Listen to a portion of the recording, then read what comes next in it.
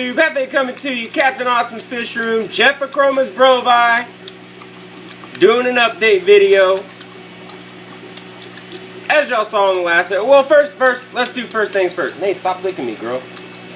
Anyways, first things first, let's give a big round of applause to Oscar Lover 131 for that amazing introduction he did for me. That is the best of the best right there, people. That's what you get when you ask him to do the most badass introduction in the world for you. That's what you get right there. That awesome intro. So big round of applause. Shout out to Oscar Lover 131. Just amazing talent with that guy over there. Amazing talent. Link will be in the description. Hit him up if you want an introduction or an ending. So I hope y'all stay to the end of this video so y'all can see a little bit of ending shot too. So anyways, this video I'm just going to show y'all a couple of things, and I'm going to talk about kind of like medication and stuff like that with your fish. You know, I'm seeing too many videos with, you know, medicate, and you know, I just want to talk about it. So I got something cool I'm going to show y'all. But first, anyways, as you can see inside this 40 breeder here, I moved the plants around. It was just getting really sloppy with all the plants I was just dumping in here, and you know, I couldn't see anything. So what I did is, you know, I moved things around, got low plants in the front, high plants in the back, added some more light to this tank as well. I don't know if you can notice that on the video, but you know, got big things going on in here. You can see one of the Magnum X umbrifrums right there, just looking stunning, looking fat, looking dope.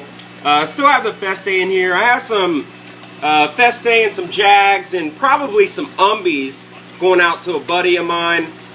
So, you know, stay tuned for that. I'll do a boxing video, you know, kind of give y'all my take on that. Look at that big old Midas right there, just looking sick. Look at that. God almighty. But in the last video, I told y'all that I was going to be taking like a little hiatus to you know, start preparing the new fish room, and it is coming along very, very nicely.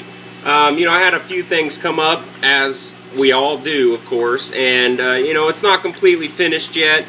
Still have some moving around and stuff to do, but it's coming along. It's coming along. You know, I might take y'all down there and show y'all what I got so far. But anyways, I just kind of wanted to show you that. Look at that big old group of Pineaphata hygrophila right there, or hygrophila. You know, I always thought you said hygrophilia, but if you actually look at the word, it's, you know, it makes sense that it's pronounced hygrophila. So I'm probably still going to call it hygrophilia, you know, but whatever. Anyways, man, look at that Midas though, guys. Look at that Midas. First things first, before we go into medication, I want to kind of go over like a natural food, you know, kind of something you can do. You know, I wouldn't do it all the time, you know, but it's definitely a, you know, cool thing to give your fish every now and again. You can see I had one in here. None of them are touching it. June bugs. You know, let me turn on a light so y'all can see some of this stuff. But down in Texas, I don't know who else has these, but we have these little critters called June bugs. I'm sure a lot of people have them. I know I've seen them up in Maryland. I've seen them in Louisiana, Oklahoma, Kansas, stuff like that. But, you know, as far as y'all out of the States, I don't know if y'all have ever seen these, but these June bugs, especially when you find a big, fat, juicy one like that one. Let's put him back in there and grab that juicy one from my boy Micro Machine up here. And Micro Machine, ladies and gentlemen, is just looking fat. God, this guy is aggressive. Ugh, get off my finger! Ugh. There we go. Look at this big fat June bug about to get fed to an Umbi. Watch this guy, watch this guy. Here we go, here we go. Get in the tank, you bastard. There we go. Let's hope he gets it, guys. I don't know what he's gonna do. There he goes. Oh yeah. Oh yeah. Oh yeah. Get you some June bug, Micro. Get that bug. Get it. Yeah. But yeah, so it's like, you know, it's a natural food that you can feed your fish. I mean, they eat bugs and stuff in the wild. Now, I wouldn't go as far as feeding spiders and scorpions and stuff like that. I don't feel comfortable. I mean, I know they'll eat them in the wild. I don't feel comfortable personally touching spiders or, you know, transporting spiders or anything like that. So I'm not even going to touch a spider. Plus, down in Texas, we have these spiders called brown recluses and black widows. And, you know, wolf spiders and all those fun things. I just don't feel comfortable touching them. Plus, you know, I don't want to risk my fish getting stung by one. And scorpions for obvious reason, guys. I mean, you can cut off their tails and their pinchers and feed them that way, but, you know, I don't want to do that. So, anyways, on to the medication thing, guys. You know, I've seen a lot of videos lately talking about, you know, people, the first sign of trouble with their fish, they medicate. And then, you know, I've even saw somebody put fish in their tank from Petco or PetSmart or one of those large chain stores and just throw them inside of, you know, a completely established community system. And, you know, I left a comment and, you know, I mean, nothing bad about this guy. I'm not going to shout him out. I'm not going to, you know, say his name or anything because I'm not into bashing people. But I left a comment and then I was kind of rudely commented back and said it doesn't matter. I dose my tank every other week. And I was like, what? What? Petco and PetSmart doses their whole system every week to prevent ick and stuff like that. And not only are medications stressful for fish, but if you dose that much with a medication, guys, you're gonna hurt your fish in the long run. They're gonna have a shortened lifespan. You know, it's just not gonna go well. And you know, and you might be saying, well, Jeff, you know, what if I have a sick fish? You know, what if I walk into my fish room one day, and this guy's eating out of my hand, by the way, as y'all can see. And he's just going to be a stunner, guys. Look at this jaguar. He's going to look so much better than the male that I have. Jason Freshwater Predators has an awesome male. I don't think he'll come close to this guy. Or I'm sorry, I don't think this guy will come close to his male jaguar because there's some badass genetics inside that jag he has going on over there. But this guy, watch out for him, people. Watch out for him because he is definitely going to be a stunner. My bulldog wants some camera time. Say hi, Mace. Say hi, matey. Oh, Jetta the bulldog. Oh, yeah. This right here, guys, is a pure blood English bulldog. Her daddy was a grand champion. Her mama was a champion. So, this pooch right here is pure blood, beautiful. It's not breeding. I had her fixed as soon as I got her because with English bulldogs, guys, I don't know if any of y'all know this, but with English bulldogs, whenever they have puppies, they have to have a cesarean section because the puppies are so big-headed. Okay, so it's really stressful in the parent dog or in the mother dog, mind you.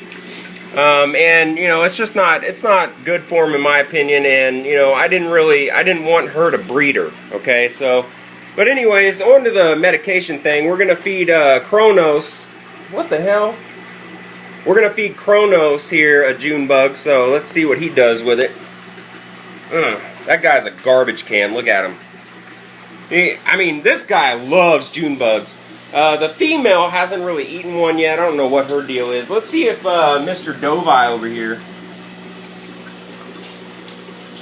eat a June bug. I'll drop him through up here. Do that. See if he goes after it. He's more interested in me, and I think he sees it. But on to medications, guys. You know, some of y'all might be saying, well, Jeff, you know, what if I walk into my fish room and one of my fish has split fins and some white marks because they got inside a fight, or if I walked in my fish room and I noticed a little bit of ick or, you know, some kind of hookworm, stuff like that. Guys, the first thing you should do whenever you see a sick fish or, you know, you notice that there's something going on with your fish, the first thing you should do isn't medication. The first thing you should do is try to figure out what you're dealing with in terms of a sickness, which is going to be really hard. You know, I mean, there's so many different types of roundworms out there, and only a handful of them. Only a handful of them are. What is it? Only a handful of them are. Pathogenic, I guess. You know, only a handful of them can really hurt your fish. And you know, there's so many more better, I'm not even talking right, there's so many better options out there than medicating your system and treating your fish with just a harsh medication, guys. There's so many, okay? And a lot of people don't know this, and you know, don't really understand that just like human beings, fish actually carry parasites with them, okay? That's how whenever you have a completely established system, you haven't added anything new, no plants, no fish, no substrate, you haven't added anything to the system for years, and then one day you come home and your fish have ick when you haven't added anything to it. Guys, that's because they carry it, okay? Now, depending on your water quality, the food that they eat, and just your overall maintenance and care of the system is what is going to depend on the health of your fish, okay? So, you know, it boggles my mind how so many people just want to jump on the medication train and start dosing their tank, and they'll dose the whole system, you know what I mean? They'll dose the whole system. They won't take a single fish out and then, you know, put it inside a quarantine and just treat that one little tank, okay? You know, the first thing you should do is try to figure out, you know, generalize what you're dealing with, okay? Without actual dissection and study with a microscope and, you know, just a lot of things, you're not going to figure out exactly what you're treating. And a good source for any fish room when it comes to diseases or parasites or anything like that, that's the word I was looking for, parasitic, is this book right here, the Manual of Fish Health. Now, this isn't an all-inclusive, you know, my fish is sick kind of deal, but generally, inside of a fish room, you're going to find a sickness inside that book that you're having, okay? I mean, it's not all-inclusive, but, I mean, push comes to shove, you're probably going to find what's going on with your fish inside this book. And this book even recommends not medicating first, guys. I can't stress this enough. Medicating your tank for simple things. Now, if it's a huge outbreak of ick, or you know, it's really overridden, okay, then yeah, you're probably gonna have to medicate your tank. But here's the thing, guys: before medication, before your fish get sick or anything, you have to look at what you're doing. Okay, you have to look at your maintenance schedule, guys, because you can do weekly large water changes and still end up with sick fish. And I'll tell you why. If you do water changes and you don't do vigorous gravel vacs and you don't do maintenance on your filtration system and stuff like that, guys, it doesn't matter how many water changes you do on your system, because your system is still going to be carrying a high, we'll just say nitrates, or organic matter. You're still going to have a lot of organic matter inside of your system because you don't do gravel vacs and you don't change out your filtration or clean your filtration or anything like that. Now, you're still going to get that stuff, and that in turn is going to cause your water quality to go down, which causes illness in fish. And then you also have to look at the food that you feed. If you're feeding like some Walmart brand food, hypothetically, guys, Walmart brand food, then your fish aren't going to be at their optimal level of health, okay? If you feed them a good solid quality food, then, you know, your fish are already going to be prepared to fight off a lot of diseases, okay? Now, we'll take ick, for example, because that's the most common illness inside this hobby that we see, until you start getting into a lot of tanks and you've been doing it for a long time. Then you'll start seeing other things, but generally, a lot of us just starting out, you know, the first thing you're going to see is either gill flukes, ick, velvet, and salt water. That's for even fresh water. I mean, well, I don't know.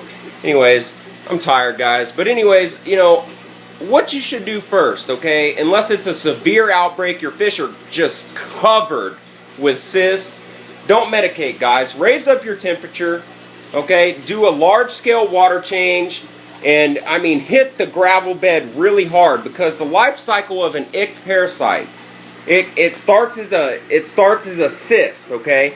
It goes on your fish, embeds on them, encapsulates, goes to the gravel, and then it finds another host. It's a continuous cycle, okay? It's a vicious cycle, and it's continuous. So what you want to do is you want to speed up the life cycle of those cysts. That's what you're doing by raising the temperature.